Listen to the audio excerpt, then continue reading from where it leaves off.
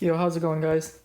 So I was doing the coolant flange on my car for the B7 Audi, and before I got into this job, I looked online, and a lot of people said it was a super hard job, and some people even just said it was better off just to pay somebody to do it, and I agree with them. It is a hard job if you try to do it without taking off any extra components, because it is like way back in there in the engine, behind the engine, and it's hard to get to.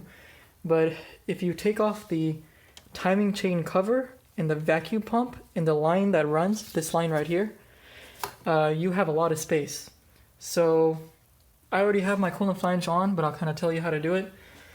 So first I recommend is just taking off the harnesses from this side, so your coil pack harnesses, and also take off the plug that connects to the coolant temp sensor, which would be, it would look like this. It would look like one of these. You can get a better look at it there. And once you take those harnesses off, there is some screws that the harnesses kind of plug into just to hold it in place. Take the screws off. My car didn't even have those screws on there, so I kind of just pushed the harness to the side.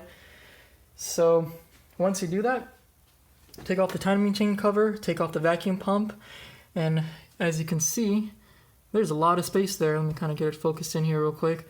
There's a lot of space there. So there's going to be a few tools that I recommend that you don't skimp out on. Make sure you have these tools because it makes the job a lot easier.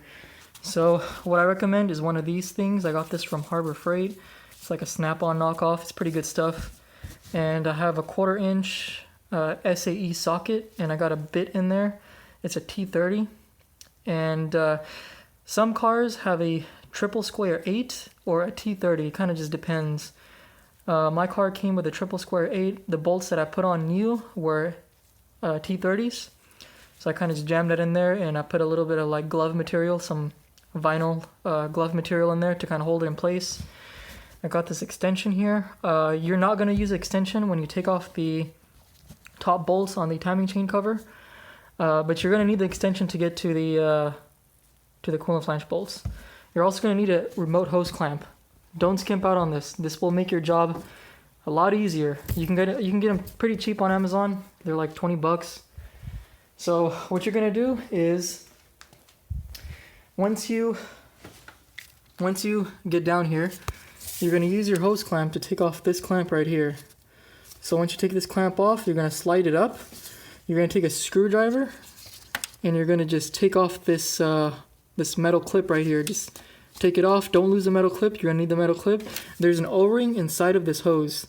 Make sure you don't lose the O-ring because a lot of kits don't come with that O-ring, so don't lose it. I would recommend taking it out and inspecting it. And if it looks damaged, looks swollen, replace it. It's the same exact O-ring as the one that is used on the coolant temp sensor. Same one. So you can use that one.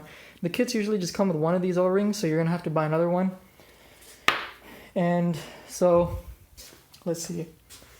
Once you take that off, and you take this bottom hose off, you're going to see, I'll kind of show you, I'll kind of demonstrate a little bit. Let's see if I can do this with one hand.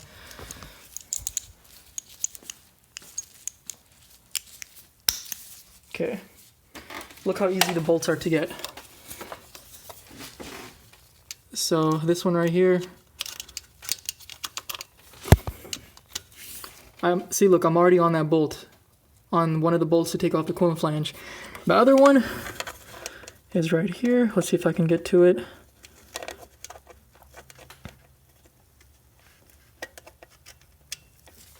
So that's it for that one. As you can see, if I focus in a little bit, I'm on it. So you can take the extension. You got a flex head for your ratchet right here.